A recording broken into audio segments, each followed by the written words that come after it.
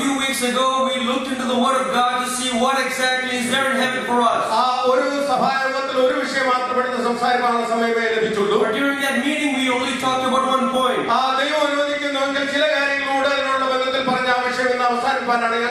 If God willing, I would like to speak and finish that topic right here today.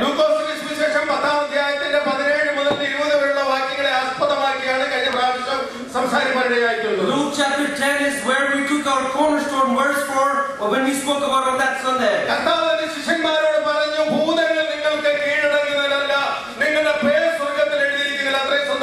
the Lord tells his disciples, it is not that the demons are bowing down before your command, but it is that your name is written in heaven. That is more great.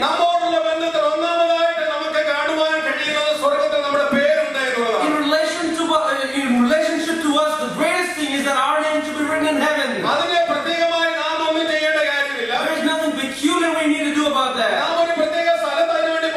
We don't need to go to a place to attain that.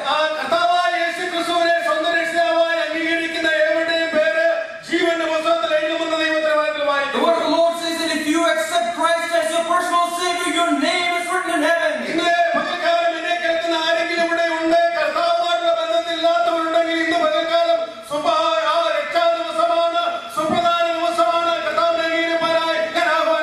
If you're sitting here this morning, if you have not known Christ, if you do not have a relationship with Christ, let me remind you, today is the day of salvation. Let us accept Christ into our lives.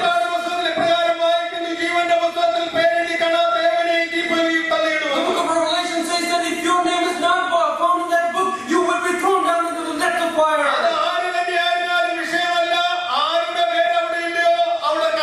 It doesn't matter who you are, if your name is not written in heaven, you will be put down in hell.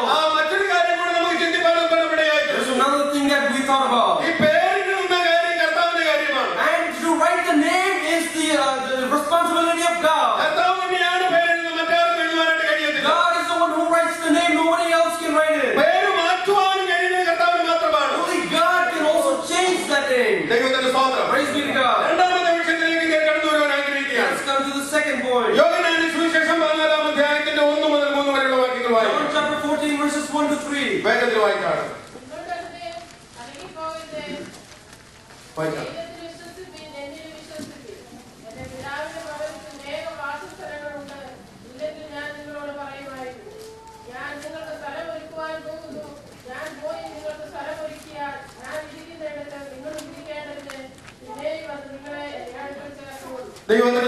Praise be to God. We just read a portion here what Jesus speaks to his disciples. The Lord says, do not let your hearts be troubled. Trust in God and trust also in me. In my Father's house are many rooms. If it were not so, I would have told you. I'm going there to prepare a place for you. And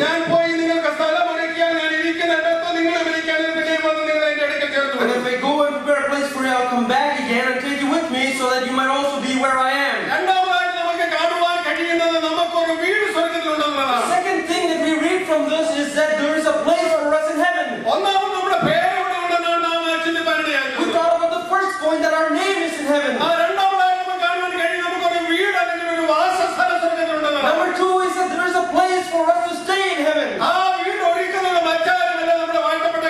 one who prepares that house is none other than Jesus. And we all have homes on this earth. And the houses that we build are according to our plan. And we buy the houses that we like. But this house that is mentioned in heaven, God himself builds this. The Lord talks about a place. Talks about a place that he is in. When the Lord was on this earth, he taught his disciples the prayer. And when the Lord taught the prayer, he said, "Oh, Heavenly Father, thou art in heaven." He taught his disciples what they ought to know. And when we have a Heavenly Father,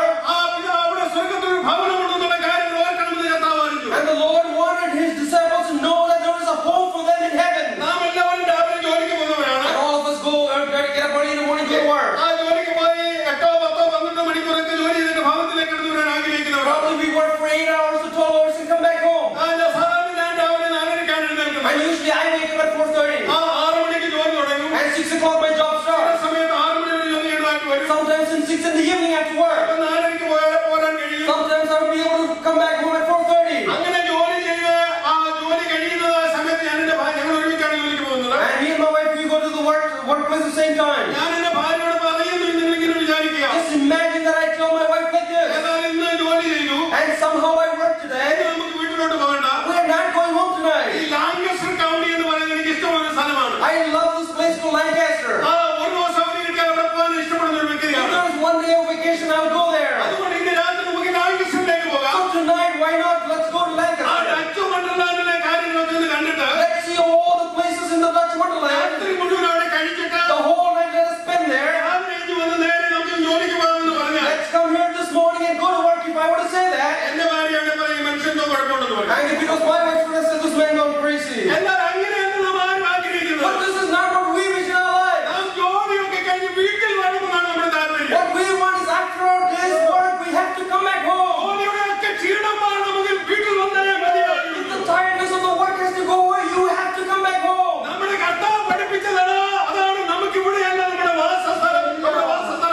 That is what the Lord Jesus took. This place is not our dwelling place. Our dwelling place is in heaven. All our troubles will be moved away when we get there.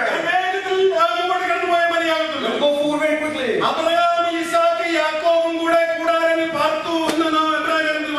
Abraham, Isaac, and Jacob, they lived in short tents. And as they were living in the small huts, they were looking for something more. They were looking for a village that God has prepared for them. And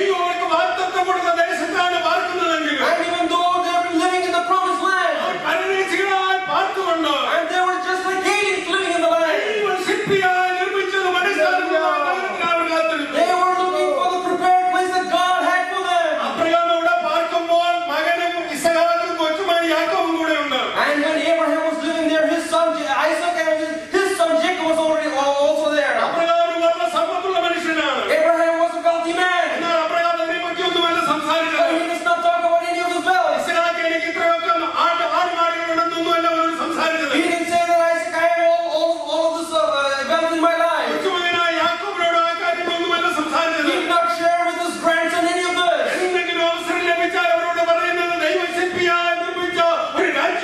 Hallelujah. If there is any opportunity, he gives them. He told them that there is a great village that God has prepared for them.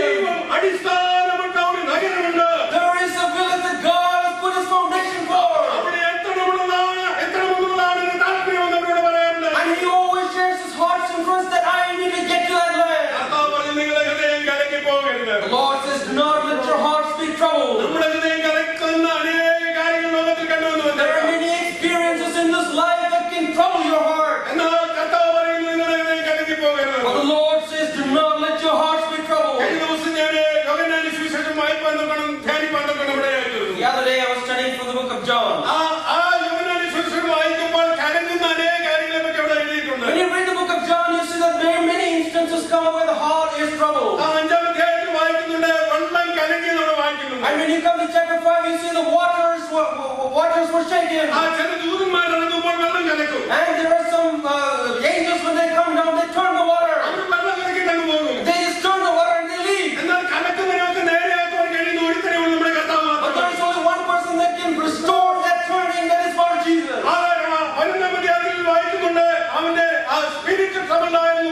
And in chapter 11 we see that his spirit was troubled. In chapter 12 verse 27 we read that his soul was troubled. But here you see that do not let your hearts be troubled. And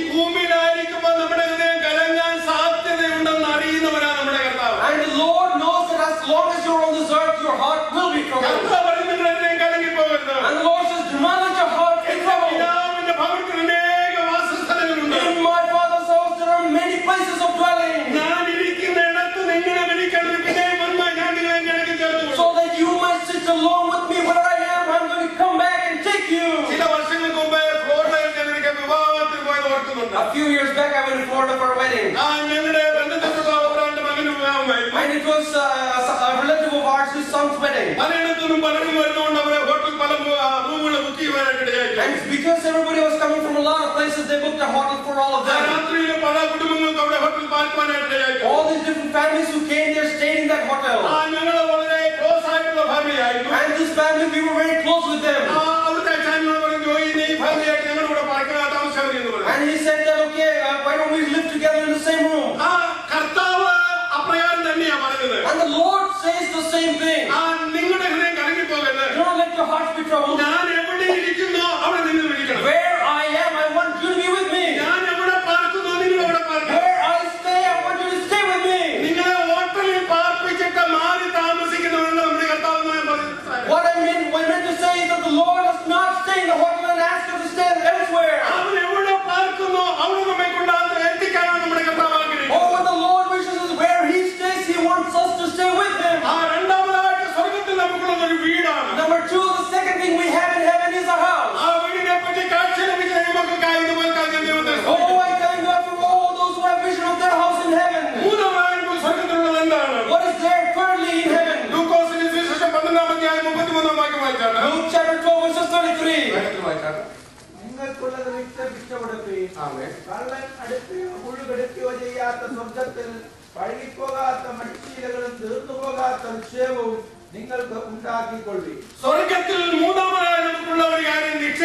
The third thing that we see in heaven is treasure. First we read that our name is in heaven. We don't do anything about it. We just accept Christ to get there. Number two, our house is in heaven. And again, God gives this house to us. Here what we read is that you store yourself treasures up in heaven. And when you read in Matthew, we see a person coming to Jesus. And he started addressing Christ, oh Guru, what should I do to attain eternal life? There are many things he does good in his life. The Lord tells him one thing. There is one thing you lack. Sell everything that you have and give unto the poor. And we read that because he was a wealthy man, he left with the hard-hearted. When we are on this earth itself, we can store for ourselves treasures up in heaven.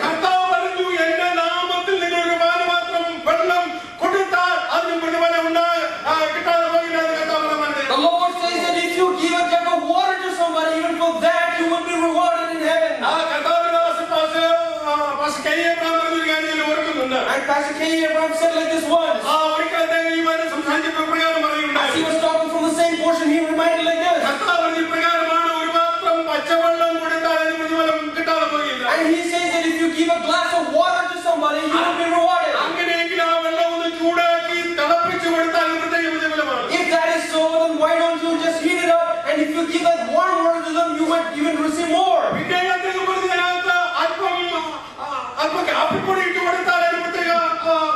And then he says again, if you put a little coffee powder into that warm water, you might even receive more blessings. Then he goes on to say that if you put a little sugar and cream, then it might be more of a blessing to you.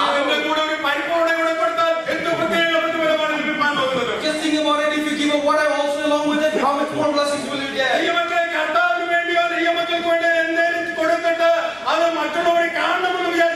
Dear children of God, when you give it to God, don't think that other people should see what you give. Don't give it such an attitude. You have to be able to know that God will surely bless me and therefore give unto the Lord. Many times even before you actually give it, the good news is spread. And after the deed is done, it goes into 100 newspapers.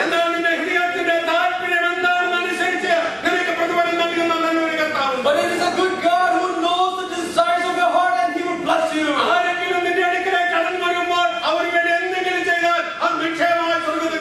If there is anybody who comes unto you, if you do something for them, surely heaven will note that down.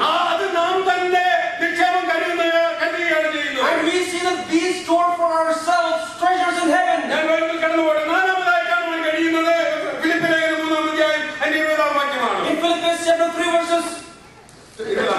20 we see the fourth thing that we have in heaven.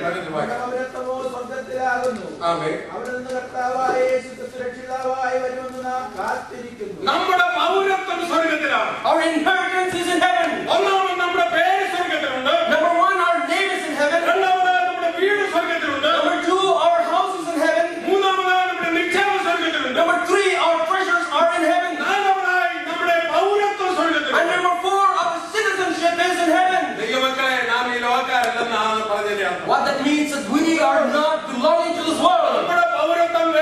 Oh, our citizenship is different. And we are citizens of the heaven. God wishes that our deeds should be accordingly. The other day I was meditating on the book of John. And I come to chapter 21. There's something that took hold of me there. There are many people who came as disciples along with Christ, they backslide. And they threw their nets once upon in their life, they take their net again. All night they toiled and they did not get anything. And the Jesus who loved them went unto them. And he asked them, do you have anything to eat, O children?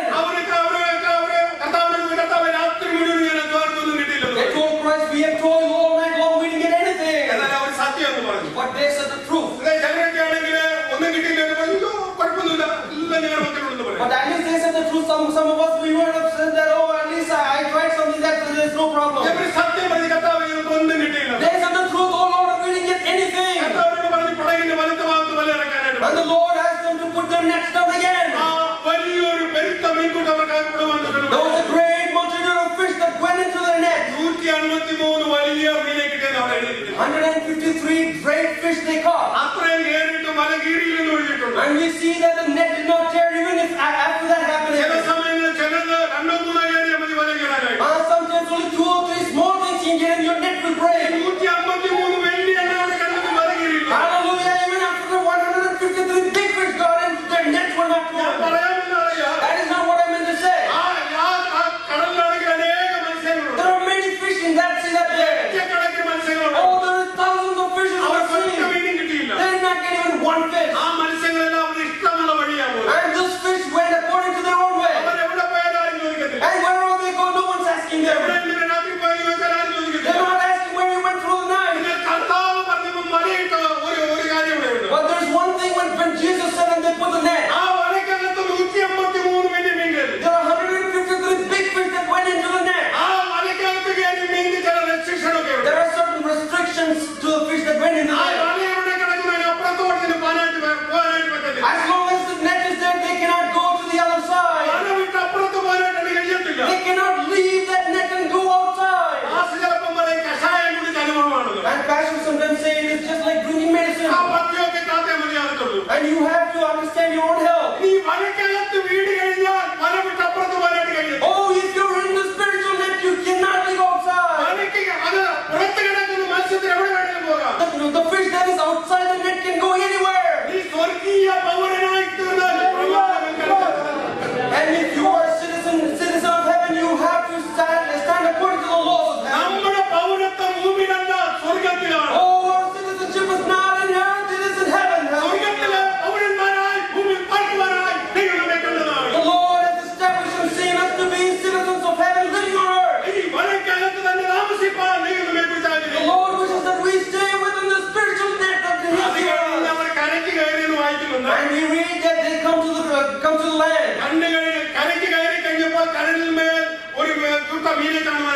When they came ashore, they saw a fish that was already big. And there is a fish that is already in the water. There is fish that is inside the net. But there is one fish that is being fried on the fire. And I'm asking, why, oh Lord, am I in the fire? Oh, all these other people have freedom. And at least people inside the net, they have fellowship. There are many other people to ask about them. Lord, why is there only one fish on the fire?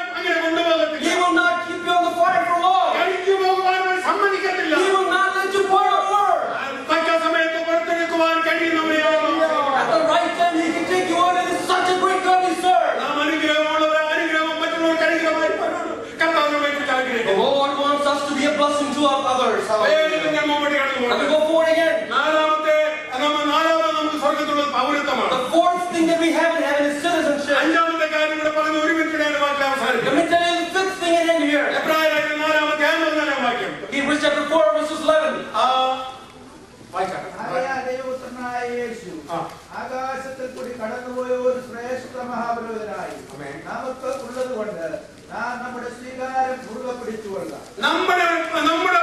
നമുക്കുള്ള മഹാപുരോഹിതൻ സ്വർഗ്ഗത്തിലുണ്ട്. There is a high priest for us in heaven. ഞാൻ കർത്താവിന്റെ Bible class പഠിപ്പിച്ചുകൊണ്ടിരിക്കുന്ന ആ വിഷയമാണ്. And it is the same thing that our pastor is teaching us in the morning. അതുകൊണ്ട് ഞാൻ അതിലേക്ക് ഇന്ന് പകൽക്കാലം കിടക്കാൻ ആഗ്രഹിക്കുന്നു. Therefore, I do not want to get into the depth of this.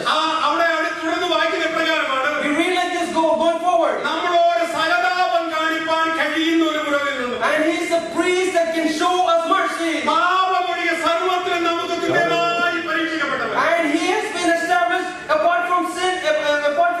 He has been questioned just like each and every one of us.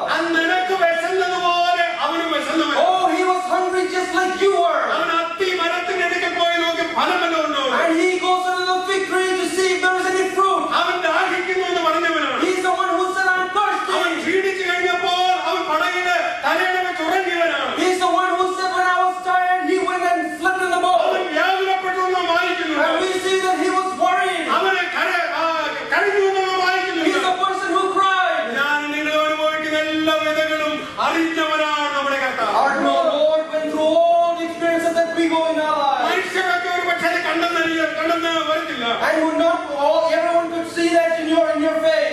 കഴിഞ്ഞ ആഴ്ചയിലെ ഞങ്ങൾക്ക് വളരെ പ്രിയമായിരുന്ന ഒരു മാമി മരിച്ചു പോകാനൊക്കെ നമ്മുടെ One of our great relatives who was very near to us died. ഞങ്ങൾ ഡാൻസിലായിരിക്കുമ്പോഴാണ് ഇവര് പറഞ്ഞത്. And we heard about the news as we were dogs. ഞങ്ങളുടെ കൊച്ചു കുഞ്ഞുങ്ങളായിരുന്നപ്പോൾ ഞങ്ങൾ നാട്ടിൽ പോകാനിടയായി. When our kids were very young, we were in India. ആ മാമി ഞങ്ങളിലോട്ട് പോരാൻ നേരത്തെ ഒരു ചൂരവടി ഞങ്ങൾക്ക് തന്നായിരുന്നു. And this dear relative gave us a stick before coming here. അത് എന്തിനാന്ന് വെച്ചാൽ പിള്ളേർക്ക് അടി കൊടുക്കാൻ വേണ്ടിയാണ്. Why? Because we need to use the stick on our kids. പെട്ടി വെച്ച് വീട്ടിൽ കൊണ്ടുവന്ന് വെച്ചു. And we put it in our briefcase and we brought it back home. എന്തെങ്കിലും കുസൃതി കാണിച്ചാൽ പറയും ചൂരവടി എടുക്കുമെന്ന് പറയും. And if they do anything naughty, we say that we'll take the stick. അപ്പോൾ അവരൊക്കെ കാര്യങ്ങളൊക്കെ നേരെയാക്കും. And they try to straighten themselves out. ഞാൻ പറഞ്ഞതിന്റെ താല്പര്യം ഞങ്ങൾക്ക് ഈ മാവിയെ പിള്ളേർക്ക് പരിചയപ്പെടുത്തേണ്ടി വന്നപ്പോൾ. And when we had to introduce this auntie to our kids. നിങ്ങൾ പറഞ്ഞ ചൂരവടിയിൽ തന്ന അമ്മച്ചി ഓർക്കുന്നുണ്ടോ? And do you remember the stick auntie? അവർക്ക് മനസ്സിലായി.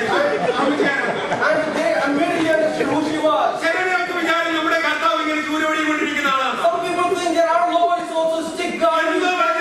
കൊണ്ടിരിക്കുന്നവനായിട്ട് നമ്മുടെ കർത്താവിനെ തന്നെ കാണുന്നു. We always see God as a person who has a stick to beat us. The person of the author of Hebrews says like this. He is a God who can show us mercy in our lives. God, He knows what the pain you go through in your life. Oh, He knows the reason for your tears in life. He is a high priest who knows the desires of your heart. Let me construct my words here. I have spoken to many different people. And if I talk to people in India, they say, "How can I get to America?" There are many people in our relationship who are not so happy with us. You know why? Because I didn't bring them to America. If I tell them, they won't understand. They said, "We need to go to America." Let me tell you one thing and end here. If you need to come to America, we need a visa. That is the title. Only if your name is there in the visa, you can come here. After you come here, imagine that you have a house. Oh, we're so happy. Imagine that you got a citizenship in America. And you can say that I'm an American citizen. So how happy that is. Not just that.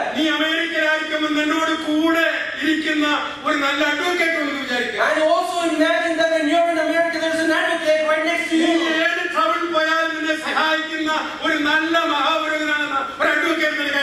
Imagine that there is a good person, a good advocate who can rescue you from all the troubles. And this is what we said. And everything when you get all of this when you go to heaven. And everything in America will end here. But will end here in America. But the Lord wants to write your name in heaven. The Lord wants to give you a house in heaven. Oh, the Lord wants to give you a citizenship. And there is a high place for you there in heaven. But when you go there, you need to store yourself some treasures there. എന്റെ നിന്റെ ജോലിയാണ്. And that is yours and mine responsibility. കർത്താവിന് വേണ്ടി വല്ലതും ചെയ്യുന്നത്. And if you do anything for the Lord, കർത്താവിന് വേണ്ടിക്ക് വേണ്ടി എന്തെങ്കിലും ചെയ്യുന്നത്. if you do anything for the ministry, അവന്റെ നിക്ഷേപമായി ഇവിടെ കാണുവാൻ നോക്കണം. oh, that will be a treasure in heaven. ദൈവമേ നമുക്ക് ഇന്ന് പകൽക്കാലം ഏൽപ്പിച്ചു. Let us submit ourselves to the hands of God. പ്രകാരം പാടുവാൻ നോക്കണം ഇവിടെ ആയിക്കോളും. And the author saying things like this. ബഹുമാന്യനാമാചാര്യനായി വാനിൽ അവൻ വാഴുക. And he is reigning in heaven as a high priest. ആ ബലഹീനതയിൽ കൈവിടാതെ ചേർത്തുകൊള്ളുന്നവനാണ്. And he is a God who knows your weakness and grabs you right next to him. നിന്റെ എല്ലാ ബലഹീനതകളും അറിയുന്ന നല്ല മഹാപുരുഷൻ അവിടെയുണ്ട്. It is a great high priest who is in heaven who knows my എനിക്ക് weakness. നിനക്ക് വേണ്ടി എന്നും പക്ഷപാതം ചെയ്തുകൊണ്ടിരിക്കുന്നു. And he is interceding for us every day. അവൻ ഇന്ന് പകൽക്കാലം നമ്മുടെ മധ്യത്തിലുണ്ട്. Oh, this morning he's here. അതുകൊണ്ട് നമുക്ക് ധൈര്യത്തോടെ ഇന്ന് പകൽക്കാലം പ്രവാസത്തോടെ With great boldness, let us come before him. ഇന്ന് പകൽക്കാലം ആ നല്ല കാര്യങ്ങൾ നമ്മുടെ ജീവിതത്തിൽ സ്വർഗ്ഗത്തിലുണ്ടെന്ന് മനസ്സിലാക്കിക്കൊണ്ട് And understanding that there are good things about us in heaven. നമ്മുടെ പേര് സ്വർഗ്ഗത്തിലുണ്ടെന്ന് മനസ്സിലാക്കിക്കൊണ്ട് Understanding our name is in heaven. വീട് എവിടെയുണ്ടെന്ന് മനസ്സിലാക്കിക്കൊണ്ട് Understanding that there is a house for us in heaven. എവിടെയുണ്ടെന്ന് മനസ്സിലാക്കിക്കൊണ്ട് Understanding that we have treasures in heaven. നമ്മുടെ പൗരത്വ സ്വർഗ്ഗത്തിലാണെന്ന് മനസ്സിലാക്കിക്കൊണ്ട് Knowing that our citizenship is in heaven. നമുക്ക് വേണ്ടി എപ്പോഴും പക്ഷപാതം ചെയ്യുന്ന നല്ല മഹാപുരുഷൻ എവിടെയുണ്ടെന്ന് മനസ്സിലാക്കി And let us understand that it's a high priest who intercedes for us daily. നമ്മുടെ ജീവിതത്തെ കർത്താവിന്റെ കരങ്ങളിൽ ഏൽപ്പിക്കാൻ ദൈവമായ കർത്താവിനെ Let us submit our lives into the hands of the Lord. May God bless us with these words.